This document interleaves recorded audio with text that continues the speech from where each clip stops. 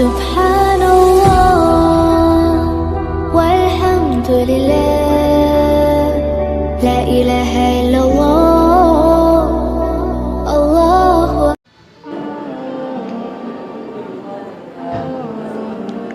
قرآن کریم کی آیت میں اللہ رب العزت نے ارشاد فرمایا، جو انسان اللہ کی اطاعت کرنا چاہتا ہے اس کو چاہیے کہ وہ رسول کی اطاعت کرے، اور جب وہ رسول کی اطاعت کرے گا تو گویا اس نے اللہ کی اطاعت کی،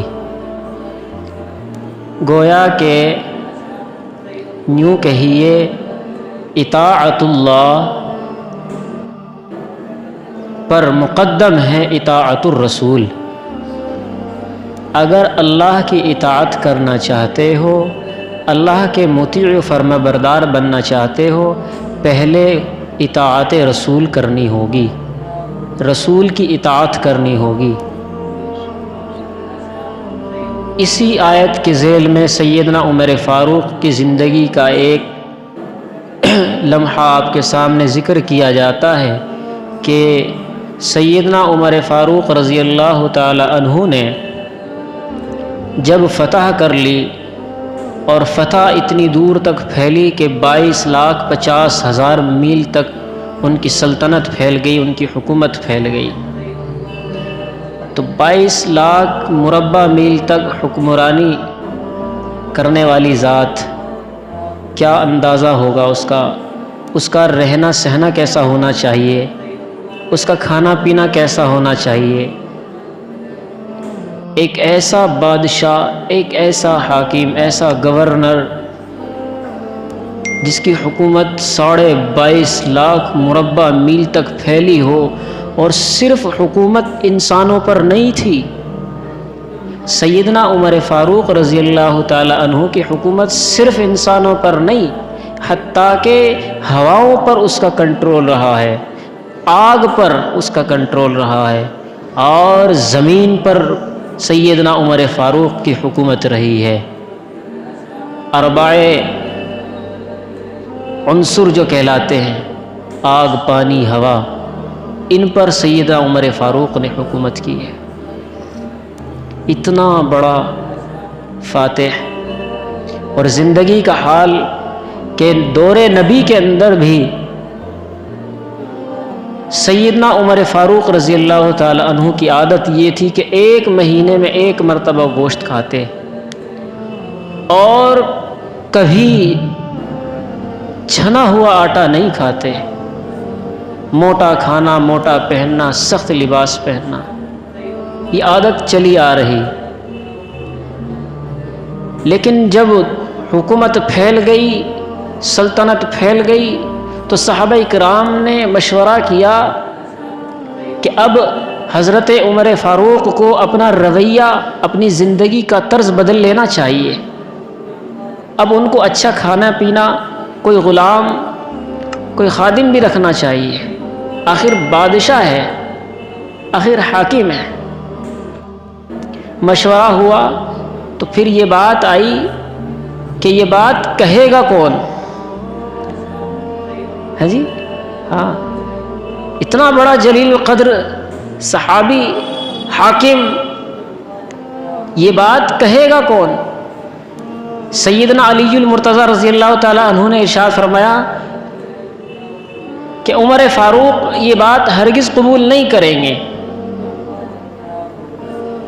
لیکن لوگوں نے پھر بھی مشورہ کیا اور کہا کہ امہات المؤمنین سیدہ اما عائشہ رضی اللہ تعالی عنہا اور سیدنا عمر فاروق کی بیٹی امہات المؤمنین میں سے نبی کی بیوی حضرت ام حفصہ رضی اللہ تعالی عنہا، ان کو مشورہ کیا اور انتخاب کیا، ان کو سیدنا عمر فاروق کی مجلس میں بھیج دیا گیا۔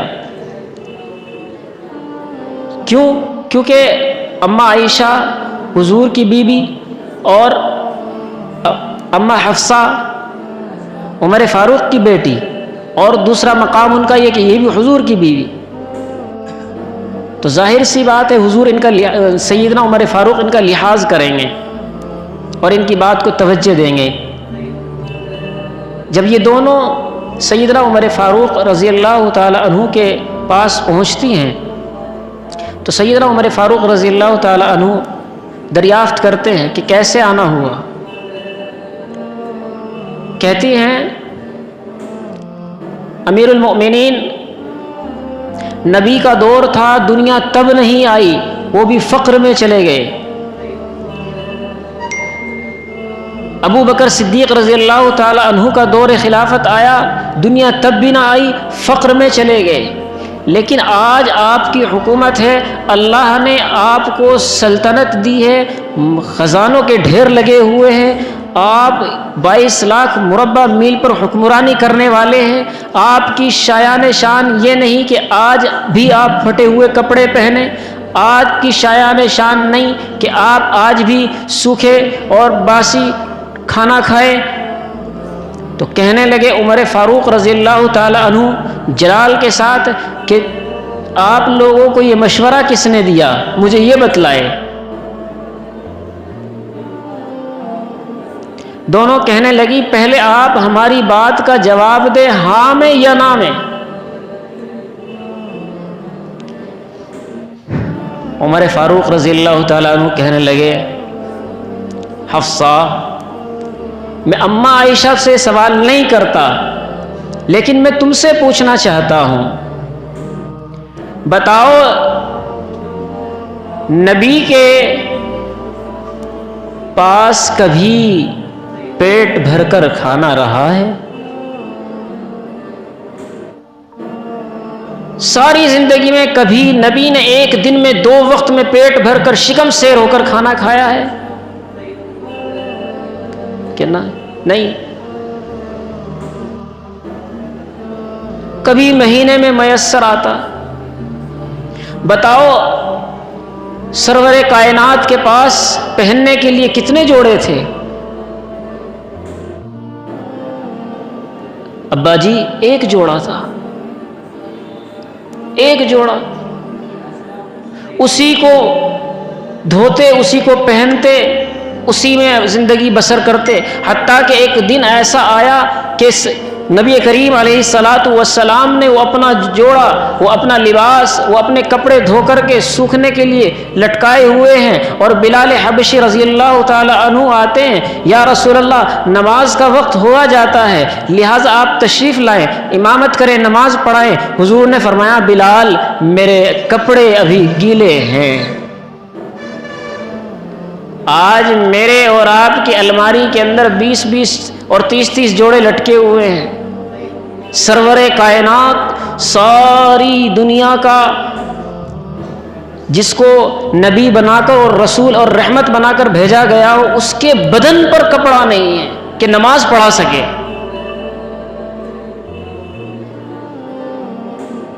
جی آپ کی اور میری گھر والیاں، بچیاں ایک جوڑا ایک مرتبہ پہننے کے بعد دوبارہ استعمال کرنے کے لیے تیار نہیں۔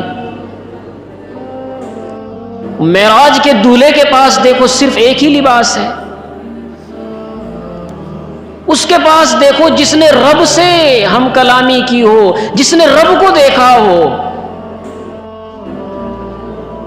جس نے رب کو دیکھا ہو، اور ایک نہیں بارہا دیکھا ہو، اس کے پاس ایک جوڑا نماز پڑھانے کے لیے بھی نہیں ہے۔ وہ جوڑا سوکھتا ہے، اسے پہن کر کے نماز پڑھانے کے لیے آتے ہیں۔ حفصہ یہ بتاؤ کیا تم نے وہ دن نہیں دیکھا جس دن نبی کے پاس وہ جوڑا بھی نہیں تھا، ایک چادر اس کو لپیٹ کر کے بدن پر نماز پڑھانے کے لیے گئے؟ کیا ایسا ہوا کہ نہیں کہ ابا جان ضرور؟ ایک دن ایسا آیا میرے نبی پر کہ وہ چادر بھی نہیں، انصاری ایک عورت سے ادھار کپڑا مانگ کر کے نبی نے نماز پڑھائی ہے۔ کیا ایسا ہوا کہ نہیں؟ ابا جان ضرور ایسا ہوا۔ کیا بتاؤ میرے نبی کے پاس بستر کیا تھا؟ کھجور کی چھال سے بھرا ہوا ایک ٹاٹ جس پر آپ کھڑے ہونے کے لیے بھی تیار نہیں ہوں گے، وہ بستر تھا کہ ایک دن تم نے ایسا کیا، اس کو دو تہہ کر دیا، اس کو لپیٹ کر کے رکھ دیا، ڈبل تہہ کر کے، تاکہ اس کی سختی کم لگے۔ تو حضور نے صبح ہوتے ہی ارشاد فرمایا کہ میرے بستر کو ویسا ہی کر دو جیسا پہلے تھا۔ کیوں؟ کیونکہ جب تم نے اس بستر کو ڈبل کر دیا تو اس کی نرمی نے مجھے رات کو اٹھنے سے قاصر کر دیا۔ میں رات کو اٹھ کر کے اپنے رب سے ہم کلام ہوتا ہوں، اپنے رب سے بات چیت کرتا ہوں۔ ٹاٹ کے بستر پر میرے نبی نے زندگی گزاری۔ مجھے اور آپ کو اللہ نے اتنی نعمتیں دی ہیں، پھر بھی رب کے سامنے نہیں آتے۔ کہا بتاؤ ایسا ہوا کہ نہیں؟ ابا جان ضرور ہوا۔ تو پھر تم مجھے کہتے ہو میں اس روش سے ہٹ جاؤں؟ اگر تم مجھے یہ بتا دو کہ تمہیں یہاں کس نے بھیجا ہے، سیدنا عمر فاروق فرماتے ہیں کہ اگر تم مجھے یہ بتا دو کہ تمہیں یہاں میرے پاس کس نے بھیجا ہے تو میں اس کو مار مار کر کے زرد کر دوں، زرد کر دوں۔ کہا جا کر کہنا ان سے، 3 دوست تھے، 3 مسافر تھے، ایک چلا چلتا گیا اور منزل پر پہنچ گیا، پھر دوسرا اسی ڈگر پر اسی راہ پر چلا چلتا گیا اور منزل پر پہنچ گیا۔ یعنی پہلا چلا نبی میرا اور دوسرا چلا ابو بکر میرا، اور جب میں اب اسی راہ اور ڈگر پر چل کر کے انہی اپنے ساتھیوں سے ملنا چاہتا ہوں، تو بتاؤ میں اس راہ سے کیسے ہٹ جاؤں؟ یہ ہے سیدنا عمر فاروق کی سادگی، اتنی سادگی سے زندگی گزارنے والا حاکم، اتنی سادگی سے زندگی گزارنے والا عمر فاروق رضی اللہ تعالی عنہ ممبر پر تشریف فرما ہے، جمعہ کا خطبہ دینے کے لیے کھڑے ہوئے، کہنے لگے یا ایھا الناس واسمعوا، اے لوگو میری بات سنو، واطیعونی، اور میری بات کو مانو۔ ایک اعرابی کھڑا ہوتا ہے، ایک بدو کھڑا ہوتا ہے، ایک دیہاتی کھڑا ہوتا ہے، عمر لا نسمع ولا نطیع، تیری بات نہیں سنی جائے گی اور نہیں مانی جائے گی جب تک یہ نہ بتلائے کہ تیرے بدن پر یہ لباس کہاں سے آیا ہے۔ کہ ہم سب کو ایک ایک چادر ملی ہے، مال غنیمت سے ہم سب کو ایک ایک چادر ملی ہے، اور تیرا جسم اتنا بڑا ہے، قد و قامت والا ہے، ایک چادر میں تیرا کرتا نہیں بننے والا، لہٰذا یہ بتا تیرے پاس یہ کپڑا کہاں سے آیا ہے۔ عمر فاروق رضی اللہ تعالی عنہ کی آنکھوں میں آنسو آ گئے اور بلایا، بیٹا عبداللہ ادھر آنا اور بتلاؤ اس کو یہ لباس میرے پاس کہاں سے آیا۔ عبداللہ ابن عمر رضی اللہ تعالی عنہما فرماتے ہیں اے اعرابی، میرے باپ کو یقیناً ایک چادر ملی ہے اور ایک چادر مجھے ملی ہے۔ میرے باپ کے پاس کپڑے کے اندر 70 پیوند تھے، 70 پیوند تھے جس میں چمڑے کے پیوند لگے ہوئے ہیں، اور اب ایسی حالت اور ایسی کنڈیشن پر یہ کپڑا پہنچ چکا کہ اب اس میں پیوند بھی نہیں لگایا جا سکتے، لہٰذا ہمیں شرم اور حیا آئی کہ میرے باپ کے پاس لباس جسم چھپانے کے لیے کپڑا نہ ہو، اس لیے میں نے یہ اپنی چادر اپنے باپ کو دے دی جس سے یہ کرتا بنایا گیا ہے۔ ایسا عدل لاؤ ذرا، اتنے بڑے حاکم سے سوال کرنے والا ہے کوئی؟ لیکن عمر فاروق نے یہ عدل قائم کر دیا کہ ہر انسان آزاد ہے، اسے اپنی بات کہنے کا بھی حق ہے، وہ اپنے حاکم سے سوال کرنے کا بھی حق رکھتا ہے۔ ہم تمہیں اپنا ٹیکس دیتے ہیں، وصول دیتے ہیں، جزیہ دیتے ہیں، لہٰذا ہمیں اس بات کا حق ہے کہ ہم تمہیں اتنا دیتے ہیں، تم کہاں خرچ کرتے ہو؟ آج ہے کوئی حکومت کے آدمیوں سے پوچھے، ہے کسی میں؟ یہ عدل ہے ہی نہیں، یہ عدل نہیں رہا۔ لہذا ایسا حاکم، ایسا بادشاہ 23 ہجری میں مدینہ منورہ کے اندر دعا یہ کرتا ہے، اللہم انی اسألوک شہادتا فی سبیلک، اے اللہ مجھے اپنے راستے کی شہادت نصیب کر۔ 22 لاکھ مربع میل کا حاکم اور دعا کیا کر رہا ہے؟ حاکم کو کوئی شہید کر سکتا ہے؟ گورنر کو؟ دعا یہ کر رہا ہے، یہ عجیب دعا ہے، اور مدینے کے اندر دعا کر رہا ہے جو کیپٹل ہے، جو راجدھانی ہے۔